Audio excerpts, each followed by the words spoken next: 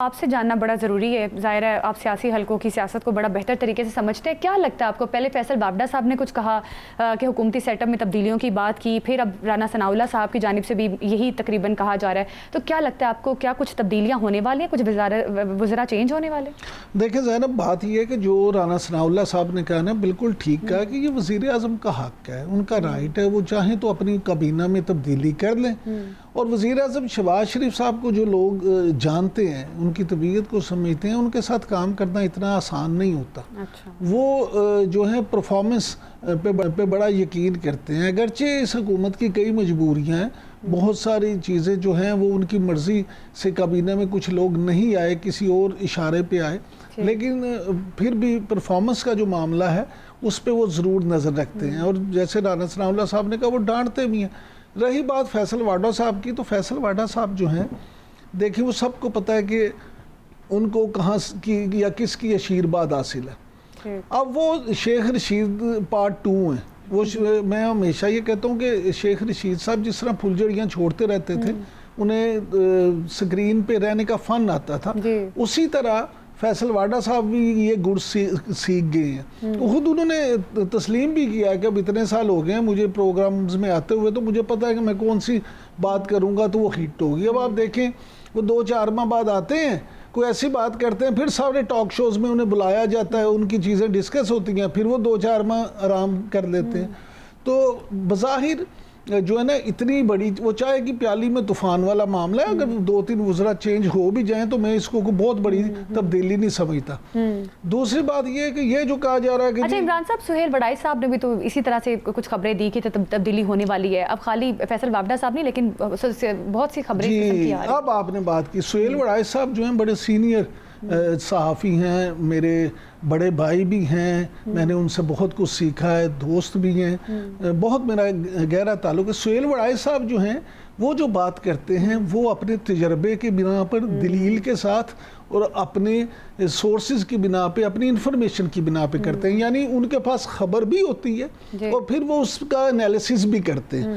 سہیل وڑائی صاحب جو ہیں وہ ماشاءاللہ کیونکہ سیاست کو کور کرتے، انہیں 4 دہائیاں ہو گئی ہیں، وہ 40 سال سے صحافت کر رہے ہیں. ان کی جو بات ہے انہوں نے یقیناً بہت ساری چیزیں محسوس کی ہوں گی. اگر آپ کو یاد ہو، انہوں نے عمران خان صاحب کی حکومت جب تھی تو اس وقت بھی کالم لکھا تھا، اس کے بعد اب بھی جب انہوں نے کیا، تو یہ جو ساری چیزیں ہیں اگر انہوں نے کوئی چیز فیل کی ہے تو یقیناً کچھ نہ کچھ تو ہوگا. لیکن میں ذاتی طور پہ سمجھتا ہوں کہ حکومت پوری نہیں جا رہی. اگر وزراء کچھ چینج ہو رہے ہیں تو ان کی مرضی ہے، لیکن یہ جو نام آ رہے ہیں نا کہ جی وزیر داخلہ محسن نقوی صاحب کا بھی قلمدان تبدیل کیا جا رہا ہے، تو دیکھیں بطور وزیر خارجہ اسحاق ڈار صاحب کی پرفارمنس جو ہے وہ بہت اچھی رہی ہے، تو کیوں ان کو ہٹایا جائے گا؟ اور وزیر داخلہ کے طور پہ محسن نقوی صاحب تو کمال کر رہے ہیں، اتنا ایکٹیو وزیر داخلہ آپ کو دوسرا کون سا ملے گا؟ اور پھر محسن نقوی صاحب کا آپ یہ دیکھیں معاملہ کہ محسن نقوی صاحب اپنی مرضی سے، ان کو تو جب کابینہ میں کہا گیا تو وہ تو کابینہ میں شامل نہیں ہونا چاہتے تھے، لیکن پھر جب انہوں نے کہا کہ اچھا جی آپ نے ضرور ہونا ہے، تو پھر انہوں نے یہ کہا کہ میں اگر بنوں گا تو پھر میں داخلہ جو انٹیریئر منسٹری وہ لوں گا. اور محسن نقوی صاحب جو ہیں، آپ کو عرض کر دوں کہ وہ فیلڈ مارشل صاحب کے جتنا قریب ہیں، اس سے کہیں زیادہ وہ وزیر اعظم کے بھی قریب ہیں، صدر مملکت کے بیٹے ہیں، وہ منہ بولے.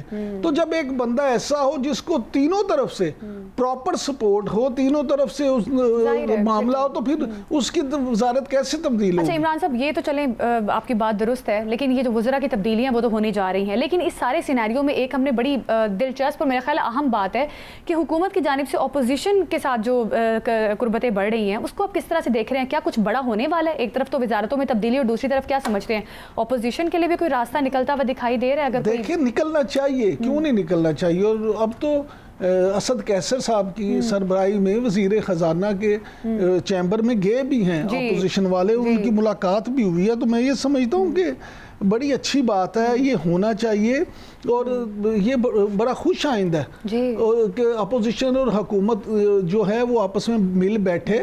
اور پرائم منسٹر تو بارہا کہہ چکے ہیں کہ مساک معیشت کر لیں، مساک جمہوریت میں آئیں.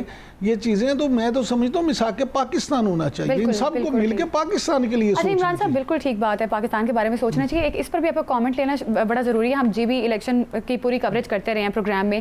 پیپلز پارٹی کو وہاں پہ اکثریت بھی ملی، لیکن اب استحکام پاکستان کے ساتھ مل کر حکومت بنانے کی بات سامنے آ رہی ہے. کیا لگتا ہے آپ کو، کیا پیپلز پارٹی کا راستہ روکا جا رہا ہے یا اس کے پیچھے کوئی اور وجہ؟ دیکھیں بات یہ نہیں ہے، گزارش یہ ہے کہ آپ کو یاد ہے پنجاب میں، شاید آپ کو تو یاد بھی نہ، اس وقت آپ چھوٹی تھی، پنجاب میں منظور وٹو صاحب وزیر اعلیٰ بنے تھے. اس وقت ان کی کتنی سیٹیں تھیں، لیکن وزیر اعلیٰ وہ بن گئے تھے. دیکھیں جب اب پیپلز پارٹی اکیلی تو جماعت بنا نہیں سکتی، وہاں پہ حکومت بنا نہیں سکتی. اگر اکیلی حکومت نہیں بنا سکتی تو اس کو ضرورت ہے ساتھ اگر وہ تحریک استحکام کو شامل کرے گی. اب جو 4 لوگ تحریک استحکام میں شامل ہوئے ہیں، آپ کی اطلاع کے لیے عرض ہے کہ ان میں سے 2 لوگ ایسے تھے کہ جو مسلم لیگ نون کے ساتھ تھے. مسلم لیگ نون نے اپنے کینڈیڈیٹ ان کے حق میں بٹھائے تھے اس وعدے پہ کہ یہ جیت کے مسلم لیگ نون میں شامل ہوں گے. لیکن بقول رانا ثناء اللہ صاحب کہ وہ دونوں تو ایسے ہیں جو کہتے ہیں جی ہمیں تو وزارت چاہیے، جہاں سے وزارت ملے گی ہم ہو جائیں گے. تو ان کو یہ نظر آیا کہ یہ جو جماعت ہے یہ پریشر گروپ کے طور پہ اگر شامل ہوتی ہے تو پھر ہمیں وزارت مل سکتی ہے، لہٰذا وہ ان کے ساتھ چلے گئے. اچھا یہ بھی خبریں آ رہی ہیں کہ وزیر اعلیٰ جو ہے وہ IPP سے ہوگا. جی بالکل ہو سکتا ہے، ان کی ڈیمانڈ تو ہی ہے. علیم خان صاحب اس وقت بہت اچھا کھیل رہے ہیں. علیم خان صاحب میں سمجھتا ہوں کہ شاید انہیں سیاست میں کھل کے کھیلنے کا موقع یہ ابھی ملا ہے اور وہ بہت زبردست کھیل رہے ہیں. انہوں نے ان کو شامل بھی کیا اور پیپلز پارٹی کے ساتھ جو مذاکرات ہو رہے ہیں ان میں ان کی ڈیمانڈ یہی ہے کہ وزیر اعلیٰ ہمارا بندہ ہوگا تو ہم حاضر ہیں. ٹھیک ہے، دیکھتے ہیں کہ JB میں جو حکومتی وہ کس طرح سے اب آگے سامنے آتا ہے. خان صاحب آپ سے جاننا بڑا ضروری ہے، ظاہر ہے آپ سیاسی حلقوں کی سیاست کو بڑا بہتر طریقے سے سمجھتے ہیں. کیا لگتا ہے آپ کو، پہلے فیصل بابڈا صاحب نے کچھ کہا کہ حکومتی سیٹ اپ میں تبدیلیوں کی بات کی، پھر اب رانا ثناء اللہ صاحب کی جانب سے بھی یہی تقریباً کہا جا رہا ہے. تو کیا لگتا ہے آپ کو، کیا کچھ تبدیلیاں ہونے والی ہیں، کچھ وزراء چینج ہونے والے؟ دیکھیں زینب بات یہ ہے کہ جو رانا ثناء اللہ صاحب نے کہا نا بالکل ٹھیک کہا کہ یہ وزیر اعظم کا حق ہے، ان کا رائٹ ہے، وہ چاہیں تو اپنی کابینہ میں تبدیلی کر لیں. اور وزیر اعظم شہباز شریف صاحب کو جو لوگ جانتے ہیں، ان کی طبیعت کو سمجھتے ہیں، ان کے ساتھ کام کرنا اتنا آسان نہیں ہوتا. وہ جو ہے پرفارمنس پہ بڑا یقین کرتے ہیں. اگرچہ اس حکومت کی کئی مجبوریاں ہیں، بہت ساری چیزیں جو ہیں وہ ان کی مرضی سے کابینہ میں کچھ لوگ نہیں آئے، کسی اور اشارے پہ آئے، لیکن پھر بھی پرفارمنس کا جو معاملہ ہے اس پہ وہ ضرور نظر رکھتے ہیں. اور جیسے رانا ثناء اللہ صاحب نے کہا وہ ڈانٹتے بھی ہیں. رہی بات فیصل واڈا صاحب کی، تو فیصل واڈا صاحب جو ہیں دیکھیں وہ سب کو پتہ ہے کہ ان کو کہاں کی یا کس کی آشیرواد حاصل ہے. اب وہ شیخ رشید پارٹ 2 ہیں. وہ میں ہمیشہ یہ کہتا ہوں کہ شیخ رشید صاحب جس طرح پھلجھڑیاں چھوڑتے رہتے تھے، انہیں سکرین پہ رہنے کا فن آتا تھا، اسی طرح فیصل واڈا صاحب بھی یہ گڑ سیکھ گئے ہیں. تو خود انہوں نے تسلیم بھی کیا ہے کہ اب اتنے سال ہو گئے ہیں مجھے پروگرامز میں آتے ہوئے، تو مجھے پتہ ہے کہ میں کون سی بات کروں گا تو وہ ہٹ ہوگی. اب آپ دیکھیں وہ 2-4 ماہ بعد آتے ہیں، کوئی ایسی بات کرتے ہیں، پھر سارے ٹاک شوز میں انہیں بلایا جاتا ہے، ان کی چیزیں ڈسکس ہوتی ہیں، پھر وہ 2-4 ماہ آرام کر لیتے ہیں. تو بظاہر جو ہے نا اتنی بڑی وہ چائے کی پیالی میں طوفان والا معاملہ ہے. اگر 2-3 وزراء چینج ہو بھی جائیں تو میں اس کو بہت بڑی تبدیلی نہیں سمجھتا.